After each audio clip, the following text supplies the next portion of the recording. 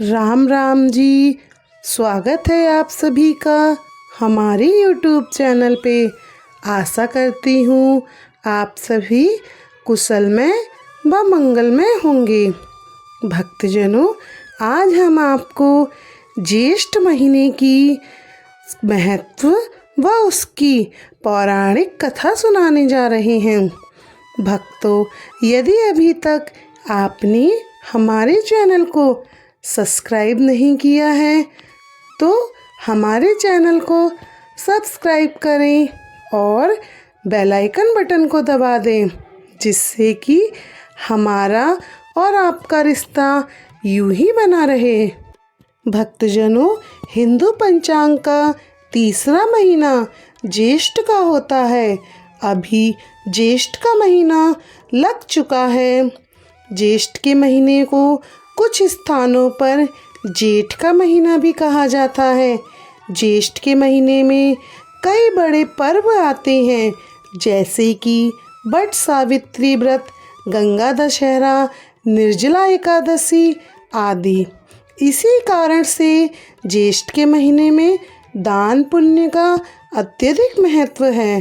पौराणिक मान्यताओं के अनुसार ज्येष्ठ के माह में दान पुण्य करने से व्यक्ति को वैकुंठ की प्राप्ति होती है और व्यक्ति को तीर्थ स्थान, तीर्थ यात्रा के जितना फल मिलता है। ज्येष्ठ माह में गर्मी अपनी चरम सीमा पर होती है, जिस कारण नदियाँ, तालाब आदि सभी के पानी सूखने लगते हैं। शास्त्रों में बताया गया है कि जेठ के महीने में जल और भोजन का दान करना चाहिए, ताकि प्यासे जीवों की भूख प्यास मिटाई जा सके। ज्येष्ठ माह में पानी की कमी के कारण पेड़ पौधे भी सूखने लगते हैं, इसीलिए इस महीने में इनकी पूजा करके जल अर्पित करने का विधान है।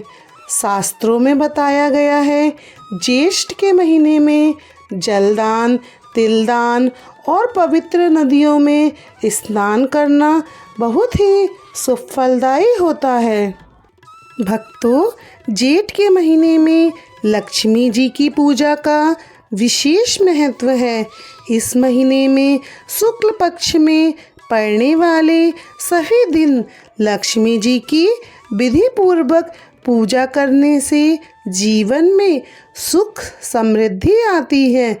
जिन लोगों के जीवन में धन संबंधी कोई भी परेशानी है, उन्हें ज्येष्ठ मास में शुक्ल पक्ष में लक्ष्मी जी की पूजा करने से उत्तम फलों की प्राप्ति होती है। भक्तों, ज्येष्ठ के महीने में भगवान विष्णु की पूजा अर्चन करने से भगवान विष्णु की कृपा प्राप्त होती है। विष्णु भगवान जी के प्रिय मास में एक माह जेठ का भी है। इसके साथ ही इस माह में पहली बार भगवान हनुमान जी श्री रामचंद्र जी से मिले थे। इसी कारण ज्येष्ठ मास में पड़ने वाले हर मंगलवार को बड़ा मंगलवार या बुढ़वा मंगल के नाम से जानते हैं। भक्तजनों, यह तो थे ज्येष्ठ मास का महत्व। अब हम आपको ज्येष्ठ मास की पौराणिक कथा सुनाने जा रहे हैं। भक्तजनों, एक बार की बात है, ऋषि दधीचि ने अपने शिष्यों को ज्येष्ठ मास का महत्व सुनाते हुए कहा कि इस महीने में जल देने का विशेष महत्व है। इस महीने में किया गया थोड़ा सा दान भी अत्यधिक पुण्य प्रदान करता है। भगवान का ध्यान करने वाले मनुष्यों को मोक्ष की प्राप्ति होती है। देवता भगवान विष्णु अन्नदान, पितृदान, चंदन, हल्दी और जूतों, छाता के दान से अत्यंत जल्दी प्रसन्न होते हैं। और अपने भक्तों पर अपनी कृपा प्राप्त कराते हैं। चंदन का दान करने से देवता, ऋषि, पितर प्रसन्न होते हैं। निर्जन क्षेत्र में प्राणी मात्र की रक्षा के लिए जल का दान करना चाहिए। छायादार वृक्ष लगाने चाहिए और प्याऊ लगाने चाहिए। जो मनुष्य सक्षम होते हुए भी दान नहीं करते हैं, वे मनुष्य मृत्यु के पश्चात नरक की यातना भोगने के बाद पपीहे की योनि में पड़ जाते हैं। शिष्यों, मैं तुम्हें एक प्राचीन कथा सुनाता हूँ, तुम सब ध्यानपूर्वक सुनो। ऋषि दधीची अपने शिष्यों को कथा सुनाते हैं। वे कहते हैं, वेदांतों को जानने वाले एक ब्राह्मण श्रेष्ठ अपनी पत्नी और पुत्र के साथ रहते थे। उनकी भगवान विष्णु में बहुत आस्था थी। उनकी पत्नी का नाम कल्याणी देवी तथा पुत्र का नाम देवीदास था। एक दिन वह ब्राह्मण समाधि लगाने के लिए वन में गए। कुछ समय भगवान विष्णु का ध्यान व पूजा करने के बाद वह ब्राह्मण सरोवर का जल पीकर वहीं लेट गए, वृक्ष की छांव में। वृक्ष सरोवर के पास में था। इस प्रकार सरोवर का जल पीने के लिए जो भी जीव जंतु आते, वह ब्राह्मण को देखकर उनके डर से बिना जल पिए ही चले जाते थे। कई छोटे छोटे जीव जंतु तो जल से वंचित होने के कारण मृत्यु को प्राप्त हो गए। जब सूर्य अस्त हुआ तो ब्राह्मण अपने घर को लौट आए, लेकिन अनजाने में हुए पाप भी उनके साथ उनके घर को आ गए। घर आने के बाद कुछ ही समय बाद ब्राह्मण बीमार रहने लगे। अत्यधिक बीमारी के कारण उनकी मृत्यु हो गई। ब्राह्मण की पत्नी अति पतिव्रता थी। इस वजह से उसने अपने पुत्र और घर का त्याग कर ब्राह्मण के साथ सती हो गई। इस तरह अज्ञात पाप के कारण मृत्यु की अनेक यातनाएं भोगने के बाद ब्राह्मण और ब्राह्मणी को अगले जन्म में चेतक की योनि प्राप्त हुई।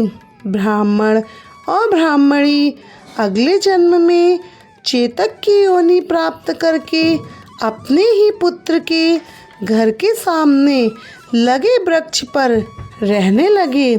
ब्राह्मण अपने पूर्व जन्म के कर्मों को याद करके जोर जोर से रोने लगता था। उसके पुत्र को चेतक के रोने की आवाज़ सुनकर बहुत क्रोध आता था। वह उन दोनों को भगाता था, परंतु चेतक वहाँ से नहीं जाते थे। एक दिन उनके पुत्र ने क्रोध में वृक्ष को आग लगा दी, जिस वृक्ष पर चेतक और उस चेतकी बैठते थे।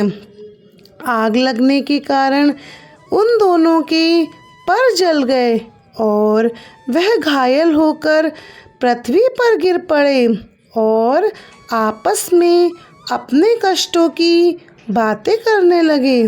उनकी बातों को सुनकर उनके पुत्र को बहुत दुख हुआ।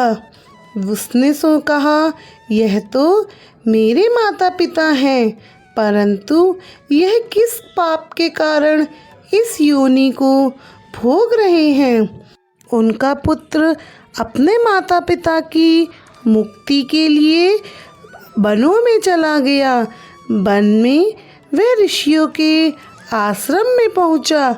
उसने वहां रहने वाले ऋषियों को अपने माता पिता का सारा वृतांत सुनाया। तभी ऋषियों ने उसको बताया कि तुम्हारे पिता के द्वारा एक अज्ञात पाप हुआ, जिस कारण वह इस योनि में दुख को प्राप्त कर रहे हैं। तभी वह लड़का पूछने लगा कि मैं अपने माता पिता को इस योनि से कैसे मुक्ति दिलाऊं। इस पर ऋषियों ने कहा, तुम निर्जन वन में प्याहू लगवाओ, जिससे तुम्हारे माता पिता इस योनि को त्याग कर मोक्ष को प्रदान कर सके।